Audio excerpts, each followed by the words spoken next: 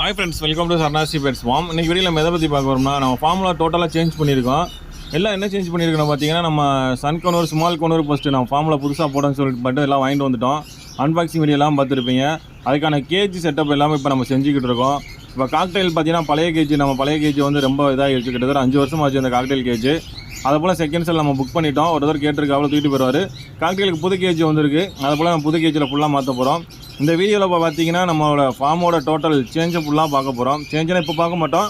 நான் எதை சேஞ்ச் பண்ண போகிறேன்னு சொல்லிட்டு காமிக்கிறேன். அதுக்கப்புறம் சேஞ்ச் பண்ணதுக்கப்புறம் ஒரு வீடியோ போடுறேன். எப்படி நம்ம சேஞ்ச் பண்ணி எந்த மாதிரி அரேஞ்ச் பண்ணி வச்சுருக்கோம்னு சொல்லிட்டு.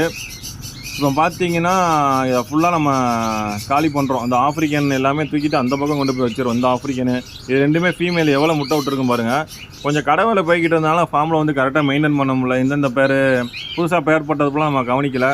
பார்த்தா மேலு சேர்ந்துக்கிருச்சு, ஃபீமேல் சேர்ந்துக்கிருச்சு, அந்த மாதிரி சேர்ந்துலாம் ஆரம்பிச்சிருச்சு.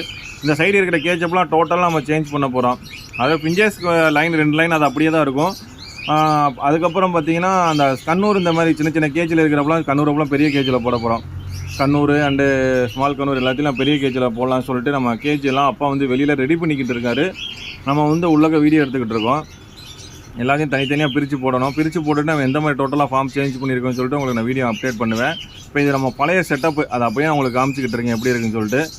இது பழைய செட்டப் எப்படி இருக்குது, அடுத்து நம்ம புது செட்டப் எப்படி நம்ம ஃபுல்லாக மாற்றிருக்கோம்னு சொல்லி பார்க்கலாம்.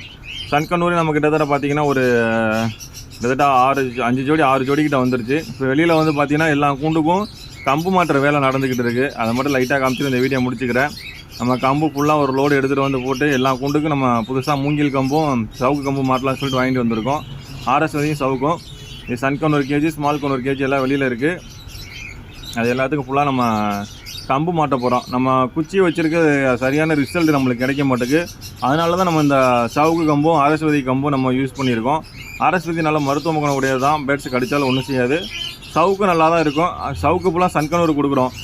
சன்கனூருக்கு பெரிய கம்பாக கொடுக்கணும். எல்லாம் உரிச்சு அது கீழே தள்ளி நம்ம கம்பை மறுபடியும் வந்து அது கீழே வேறு கம்பை மாற்றுற மாதிரி வந்துடும். இது ஸ்மால் கண்ணூர் கேஜி. அங்கிட்டு இருக்கிறப்பெல்லாம் காக்டெயில் கேஜி. டோட்டல் நிறைய வேலை பார்க்கணும்.